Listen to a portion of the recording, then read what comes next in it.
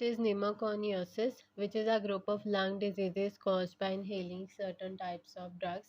And किसी भी किस्म की ड्रग इनहेल करने से हमें जो प्रॉब्लम्स हो रही हैं उसको हम बोलते हैं न्यूमोकॉनियोसिस, और सबसे ज़्यादा इसकी मेन कॉज होती है वर्क प्लेस एक्सपोजर। अब इसमें एस्बेस्टोस रिलेटेड डिजीज़ है, इसकी वजह से एस्बेस्टोसिस हो सकती है। बेरिलियम के एक्सपोजर की वजह से बेरिलियोसिस हो सकती है। इसके अलावा कोल वर्कर न्यूमोकॉनियोसिस हो सकती है due to coal dust exposure.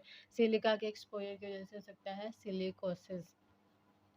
अब इसका इस तरह से याद कर सकते हैं कि एस्बेस्टोस जो है ना वो रूफ से होता है, इंसुलेशन में यूज़ होता है, तो ये बेस को अफेक्ट करता है यानी कि लोअर लोब्स को। जबकि सिलिका, कोल और बेरीज जो है बेस से होते हैं, अर्थ से, तो ये रूफ को यानी कि upper lobe of the lungs को अफेक्ट करेंगी।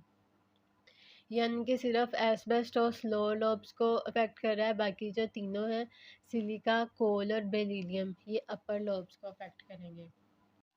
तो इसमें सबसे पहले हम देख लेते हैं asbestos related diseases that will cause asbestosis.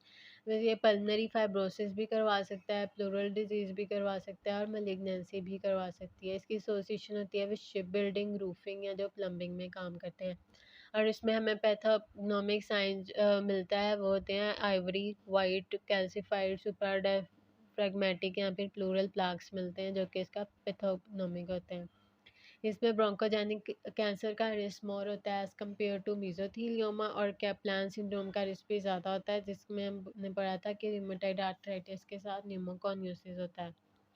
ये लोअर लोब्स को अफेक्ट करता है, और जो एस्बेस्टोस बॉडीज़, जिसको हम फेरुजिनस बॉडीज़ भी बोलते हैं, गोल्डन ब्राउन फ्यूजिफॉर्म रोड्स होते हैं डम्बल्स की तरह, जो कि हमें इसके स्पुटम के सैंपल में मिलेंगे।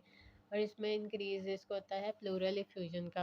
अब इसमें जो बात याद करनी है, एक तो शिप बिल्डिंग, दूसरा इसमें जो है ना ब्रोंकोजेनिक कैंसर का रिस्क ज़्यादा होता है एज़ कम्पेयर टू मीज़ोथेलियोमा, ये बहुत इंपॉर्टेंट है, और ये लोअर लोब्स को अफेक्ट करता है। Next is berylliosis due to beryllium exposure. जो लोग एरोस्पेस या मैन्युफैक्चरिंग इंडस्ट्रीज़ में काम करते हैं, अपर लोब्स को अफेक्ट करती है, और इसमें ग्रैन्युलोमेटस नॉन केजिएटिंग हमें ग्रैन्युलोमास मिलेंगे। अब इसमें भी ज़्यादा रिस्क होता है कैंसर और कोर पल्मोनेल का, और ये रिस्पॉन्सिव होते हैं टू ग्लूकोकॉर्टिकॉइड्स। अब इसमें हमने याद रखना है कि इसमें एक तो ग्रैन्युलोमेटस नॉन केसिएटिंग ग्रैन्युलोमास बनते हैं, दूसरा एरोस्पेस और manufacturing industries. Next is cold worker pneumoconiosis due to cold dust exposure. इसमें क्या होता है, जब प्रोलॉन्ग्ड एक्सपोजर होगा कोल्ड डस्ट का, तो उसकी वजह से मैक्रोफेजेस जो है इसको इनहेल करेंगे, मतलब इसके वजह से फिर इन्फ्लेमेशन और फाइब्रोसिस हो जाएगा। इसको हम ब्लैक लंग डिजीज़ भी बोलते हैं, लंग सारे इसमें ब्लैक हो जाएंगे, और इसमें भी कैप्लान सिंड्रोम का रिस्क ज़्यादा होता है। ये भी अपर लोब का अफेक्ट करता है, और इसमें एक कम होती है एंथ्राकोसिस, जो कि एक एसिम्प्टोमेटिक कंडीशन होती है अर्बन ड्वेलर्स में, जो कि एक्सपोज होते हैं to the sooty air. Next is silicosis due to silica exposure associated with sand blasting foundries यानी मेटल कास्टिंग, और जो माइंस में काम करते हैं। मैक्रोफेजेस क्या करते हैं कि फाइब्रोजेनिक फैक्टर्स रिलीज करते हैं इन रिस्पॉन्स टू सिलिका, जिसकी वजह से लंग्स की फाइब्रोसिस हो जाती है। इसके अलावा ये मैक्रोफेजेस को भी इम्पेयर कर सकते हैं, जिसकी वजह से टीबी का रिस्क ज़्यादा हो सकता है, और इसमें भी कैंसर, कोल पल्मोनेल कैप्लान सिंड्रोम का ज़्यादा होता है, ये भी अपर लोब्स को अफेक्ट करता है, और उसमें हमें हाइलर लिम्फ नोड की एग शेल कैल्सिफिकेशन मिलती है। Next is acute respiratory distress syndrome. इसमें क्या होगा कि कोई भी एल्वुलर इंसल्ट होगी, उसकी वजह से प्रो इन्फ्लेमेटरी साइटोकाइंस रिलीज होंगे, न्यूट्रोफिल्स आएंगे, वहाँ पर उनकी एक्टिवेशन होगी, टॉक्सिक मीडिएटर्स रिलीज होंगे such as reactive oxygen species और प्रोटीजेस, जिसकी वजह से कैपिलरी एंडोथेलियल डैमेज हो जाएगी और वास्कुलर परमेबिलिटी हो जाएगी। इसकी वजह से प्रोटीन रिच फ्लूइड लीक कर जाएगा एल्वेलाई में, और इंट्राएल्वुलर हाइलिन मेम्ब्रेन फॉर्मेशन हो जाएगी, जैसे कि यहाँ पर दिखाई हुई है।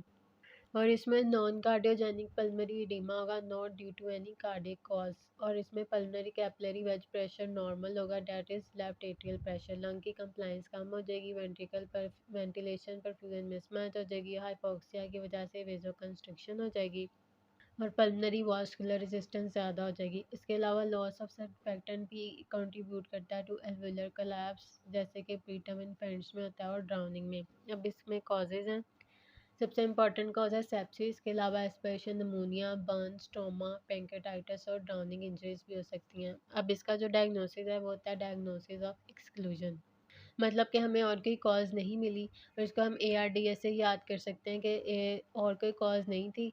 चेस्ट एक्सरे अब नॉर्मल है, उसके ऊपर बायलेटरल लंग ओपेसिटीज़ हैं, respiratory failure within 1 week of alveolar insult हो गया। इसके अलावा डिक्रीज PaO2 और डिक्रीज FiO2 है। PaO2 यानी जो ऑक्सीजन की कंसंट्रेशन है ब्लड में, और इसके अलावा FiO2 जो कि अंदर ऑक्सीजन आ रही है, उनकी रेशियो जो है वो 300 से कम है। और सिम्टम्स मिलेंगे रेस्पिरेटरी फेलियर के, that are not due to heart failure और फ्लूइड ओवरलोड, यानी कि किसी कार्डियक इशू की वजह से रेस्पिरेटरी फेलियर नहीं हुआ।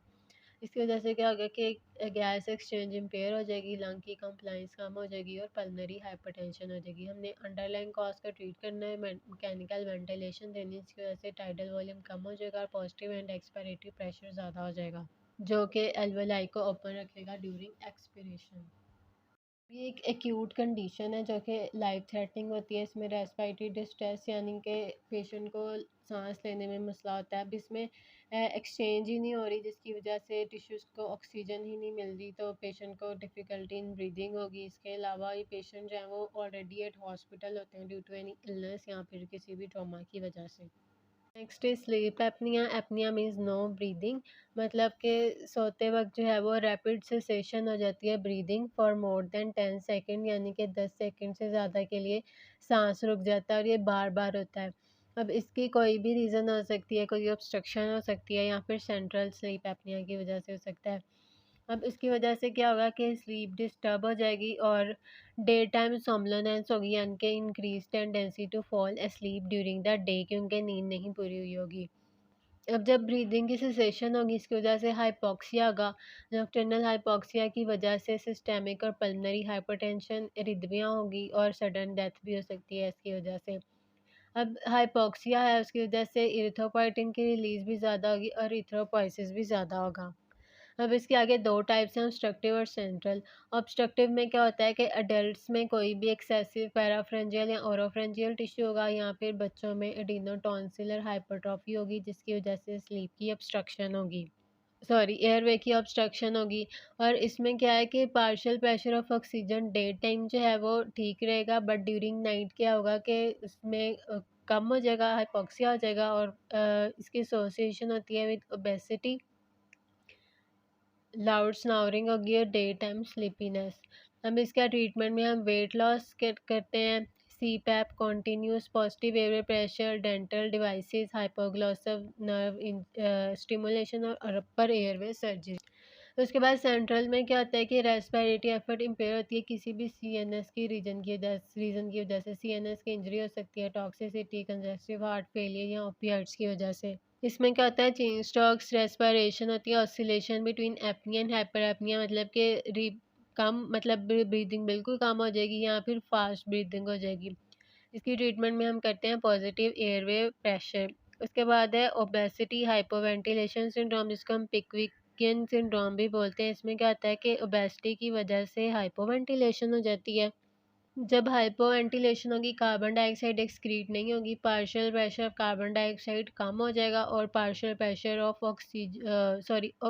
कार्बन डाइऑक्साइड रिटेन होगी, तो partial pressure of carbon dioxide ज़्यादा हो जाएगा और ऑक्सीजन का कम हो जाएगा और it will lead to hypoxia. इसके ट्रीटमेंट में भी हम वेट लॉस करते हैं और पॉजिटिव एयर प्रेशर देते हैं।